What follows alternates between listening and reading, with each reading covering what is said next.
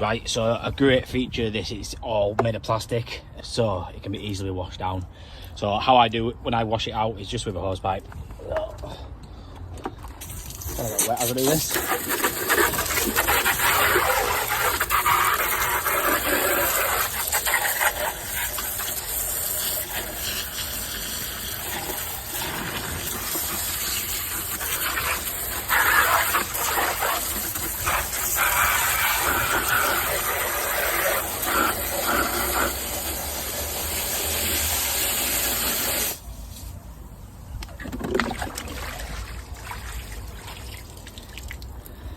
So now that's all washed out, I've just rinsed it all out.